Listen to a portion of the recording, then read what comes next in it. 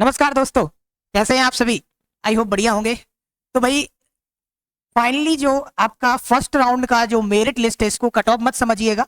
जेएनकेवी ने जो अभी आपका हाल ही में जो आपने जितने जितने बच्चों ने आपका वेरिफिकेशन करवाया था और फर्स्ट राउंड में काउंसलिंग के लिए अप्लाई किया था, एप्लीकेशन मतलब फॉर्म फिल किया था और वेरिफिकेशन कंप्लीट करवा लिया था, उन बच्चों का मेरिट लिस्ट अभी फर्स्ट राउंड की काउंसलिंग के लिए तैयार किया गया। ये मेरिट लिस्ट है। मेरिट लिस्ट समझते हो? मेरिट लिस्ट का मतलब होता है पहले नंबर से लगा के जो आपका पूरा जो आपका लास्ट नंबर तक है, तो वो कितने बच्चों ने किया है, ठीक है, उसके हिसाब से मेरिट लिस्ट ये प्रिपेयर की गई है। अभी कट ऑफ नहीं है, ये अभी कॉलेज वगैरह ऐसा कुछ भी नहीं है। अब आप लेकिन हाँ, इस बार से मुझे एक बहुत अच्छी चीज और आप लोगों के लिए बहुत अच्छी बेनिफिट चीज है कि मतलब ऐसा करना चाहिए और अच्छे तरीके से इस बार इन लोगों ने क्या किया है कि एक ये अच्छी चीजें कर दी है। देखो पिछले साल तो कुछ पता ही नहीं रहता था कि आपकी मेरिट में क्या रैंक है। इस बार से इन लोगों ने ये बहुत बड़ी चीज कर दी है कि भाई ये देखिए, अब आपको क्या देखना है, ये लिस्ट जो आई है ये सबसे अच्छी चीज इस लिस्ट की एक बात है कि ये देखो यहां पर लिखा गया है, मैं थोड़ा सा बता दूं आपको इसके बारे में। यहां लिखा गया है कि कॉमन रैंक। अब अपन को ये देखना है, देखो ये क्या है, merit list of registered and verified candidate in first round for JNKV and RBS की। तो भाई ये फर्स्ट राउंड के जो रजिस्टर्ड और वेरिफिकेशन करवा चुके विद्यार्थी है, लगभग 2700 प्लस बच्चों ने फर्स्ट राउंड के लिए जो है रजिस्ट्रेशन और काउंसलिंग करवा ली, जो कि काफी अच्छी बात है ना। काफी ज्यादा मतलब बल्ले बल्ले है। 1000 रुपए काउंसलिंग है, 27-28 लाख रुपए बन गए कॉलेज वालों के। चलो वो तो छोड़ो। यहाँ देखिए, यहाँ पर जो है रैंक 1। अब देखो यहां पर याद रखना रैंक अलग अलग हो सकती है। जैसे सबसे पहले जो टॉपर रहा है वो 155 नंबर वाला बच्चा था, हरीश जिसका नाम है, और इसकी रैंक वैसे भी 1 थी और यहां पर भी इसकी फर्स्ट रैंक है। तो ये तो जो भी चाहेगा, चाहे आप चॉइस फिलिंग में ये जवाहरलाल नेहरू भर दे या फिर आपका जो भी कॉलेज भर देगा उसको तो पहले प्राथमिकता दी जाएगी। इसी तरीके से पवन पाटीदार, ये जो बच्चा है इसकी सेकंड रैंक ये है और यहां पर भी इसकी सेकंड रैंक थी। तो सबसे मेजर जो सबसे पॉइंट है बच्चे, वो सबसे मेजर पॉइंट क्या है, थोड़ा इसको मैं ऐसे कर देता हूं तो अब विजिबिलिटी क्लियर दिखेगी, है ना। तो ये जो सबसे मेजर पॉइंट है वो है आपका ये रैंक। अब हमें इस रैंक को गोली मार दो, छोड़ दो, ईएसबी की रैंक से हमें कोई मतलब नहीं है।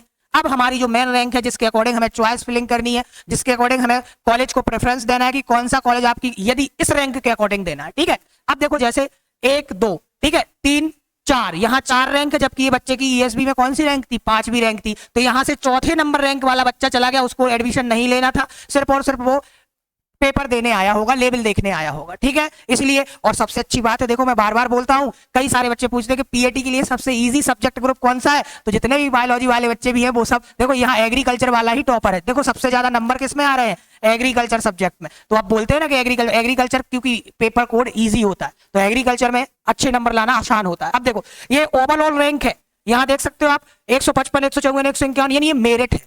क्या है ये, मेरिट रैंक है। मेरिट लिस्ट बोलते हैं, इसे कट ऑफ नहीं है ये, है ना।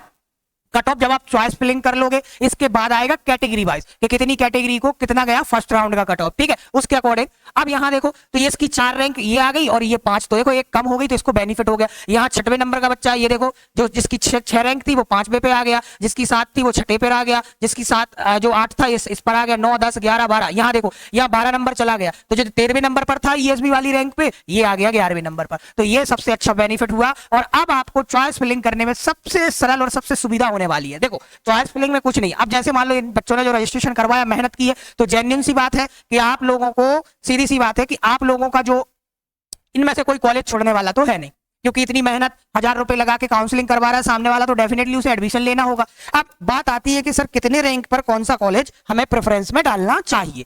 मेन चीज ये है। अब चॉइस फिलिंग में आपको कौन सी रैंक पर कौन सा कॉलेज आपको मिल सकता है, या इसकी लिस्ट मैं बता दूंगा। कल आप टेलीग्राम चैनल ज्वाइन कर लीजिए, उस टेलीग्राम चैनल में व्हाट्सएप हमारा जो टीसीएम से कोचिंग सागर का है वो आपको लिंक डिस्क्रिप्शन में मिल जाएगा वीडियो के, वो आप ज्वाइन कर लीजिए। वहां पर आपको ये पूरी इंफॉर्मेशन आ जाएगी कि आपको कितनी ये वाली रैंक, ये कॉमन रैंक के अकॉर्डिंग कौन कौन से कॉलेज को आप प्रेफरेंस में देना है, ठीक है। पहले इतनी रैंक है तो आपको सबसे पहले कौन सा कॉलेज देना। देखो उससे क्या होगा बच्चे कि आपका समय बचेगा, आपको फर्स्ट राउंड में ही कॉलेज अलॉट हो जाएगा, तो भाई सेकंड राउंड के लिए प्रतीक्षा नहीं करनी पड़ेगी। वैसे भी आपका जो सेशन है वो लेट है ना, फिर आप अलग से बैठे रहोगे, फिर आप 15-20 दिन का डिले करोगे। तो इससे अच्छा है कि आप यदि बताए हुए मेरे जो कॉलेज में प्रेफरेंस दूंगा चॉइस फिलिंग के लिए उसके अकॉर्डिंग भरोगे तो आसानी से मिल जाएगा। अभी ओवरऑल बात कर लेते हैं, एक थोड़ा सा मैं आपको एक गणित समझा देता हूं, ठीक है। अब देखो टोटल तो देख लो पहले, टोटल कितने बच्चों ने यहां पर दिया है, टोटल जो है आपके ये है टोटल बच्चे जो पार्टिसिपेट किए हुए हैं इसके लिए 2715 स्टूडेंट्स यानी पार्टिसिपेट किए हुए हैं।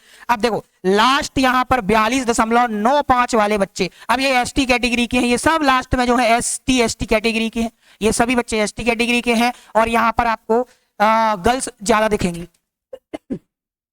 आप देख सकते हो। ठीक है, तो ये सब 52 नंबर 53 नंबर है ना। अब देखो लेकिन क्या इन सबको कॉलेज मिल जाएगा? ये लास्ट वाले जो 42 है, देखिए भाई कैटेगरी वाइज तो कुछ कह नहीं सकते, बट मेरे अकॉर्डिंग इन 27 को बिल्कुल भी नहीं मिलने वाला। देखो रेस में कितने बच्चे रहने वाले हैं, रेस में जिनको कॉलेज मिलने वाला है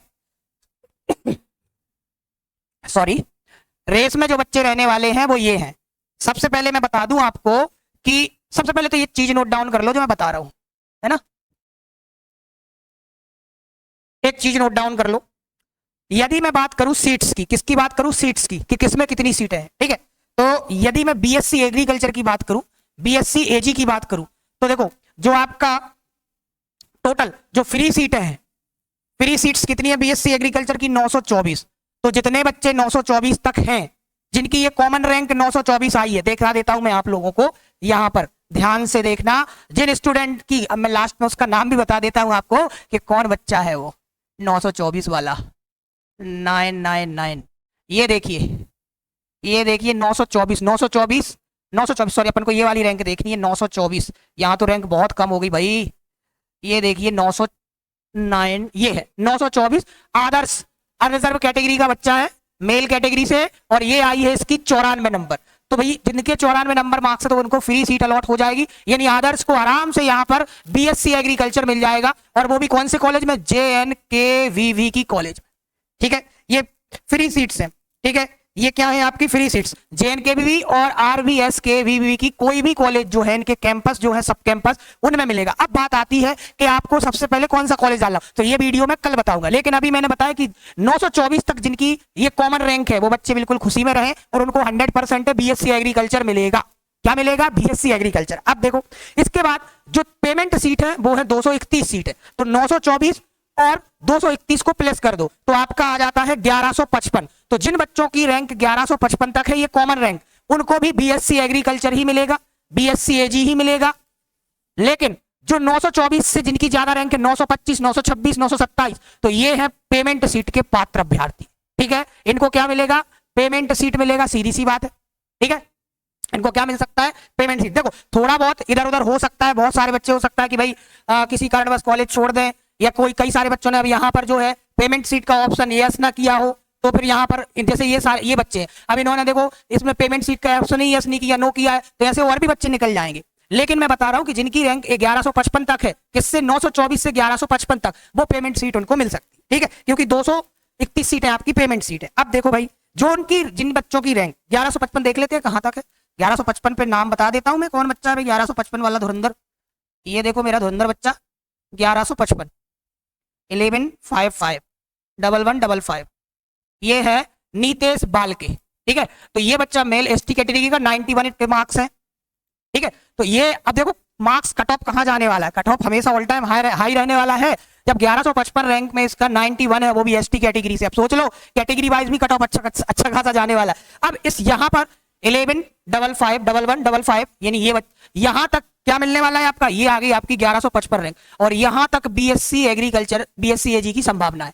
ठीक है, free seat payment seat 924 free seat, 924 इनकी रैंक है, और 924 से 925 से 1155 ये है आपके पेमेंट सीट। अब देखो इसमें कैटेगरी वाइज अलग बात है, कैटेगरी वाइज उसको मिल जाएगा। ठीक है, लेकिन ये सही है बिल्कुल, क्यों? क्योंकि ये जो कैटेगरी वाइज भी आपकी सीटें फुल हो जाएगी, एक तरीके से ये सही है बिल्कुल। ठीक है, तो यहां पर आपको जो इनको सबको पेमेंट सीट मिलने वाली। अब देखो यहां इसके बाद अब है आपकी हॉर्टिकल्चर की सीटें।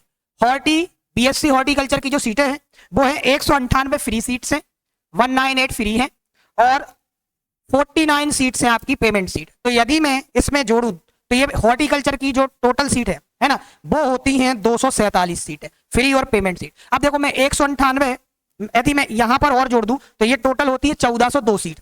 अब देखो जिनका रैंक 1402 तक है तो उनको भी हॉर्टिकल्चर, देखो कहां से 1155 से हॉर्टिकल्चर मिलना स्टार्ट होगा, क्योंकि मोस्ट ऑफ द स्टूडेंट का फर्स्ट प्रेफरेंस क्या होता है? पहला प्रेफरेंस होगा बीएससी एग्रीकल्चर, और सभी बीएससी एग्रीकल्चर करना चाहते हैं मेरे भाई।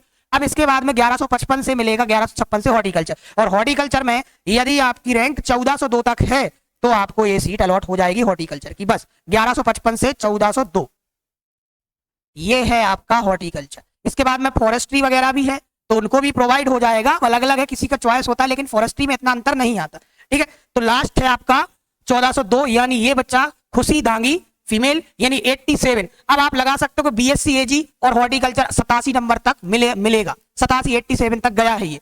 ठीक है, 87 नंबर तक। अब आप खुद सोच सकते हो, है ना। बाकी आप देख सकते हो जिनके 1402 है वो बीएससी एग्रीकल्चर और हॉर्टिकल्चर दोनों पात्र, और मैंने बताई दिया आपको 1155 तक बीएससी एजी, फिर 1155 से 1402 तक हॉर्टिकल्चर के चांस आपके पूरे पूरे हैं ये। इसके बाद आप फॉरेस्ट्री भी मिल सकती है आपको, और फिर बाकी की चीजें आपको फॉरेस्ट्री भी मिल जाएगी, और इसके बाद कुछ अब बीटेक वालों का तो अलग ही होता है, बीटेक की काउंसलिंग अलग होती है। तो ये था पूरा आपका इस, तो बच्चों ये देखना है आपको, इसके अकॉर्डिंग चॉइस फिलिंग करनी। आप कल के वीडियो में मैं बताने वाला हूं आपको कि किस तरीके से कितनी रैंक पर कौन सा कॉलेज आपको फर्स्ट प्रेफरेंस डालना है, सेकंड डालना है, थर्ड डालना है। तो बने रहिए टीसीएम इंस्टीट्यूट के साथ, जुड़े रहिए हमारे साथ। कल आपका वीडियो आ जाएगा फुल फ्रेश, उसके अकॉर्डिंग आप अपनी कॉलेज डाल सकते हैं और अपना समय बचा सकते हैं, ताकि फर्स्ट राउंड में ही आपको सीट अलॉट हो जाए। यदि वीडियो पसंद आया हो, इन्फॉर्मेशन सही लगी हो, सटीक लगी हो, तो ज्यादा से ज्यादा बच्चों इसको शेयर करो। थैंक यू एवरीवन, मिलते हैं नेक्स्ट क्लास में। जय जवान, जय किसान, जय हिंद, जय भारत दोस्तों।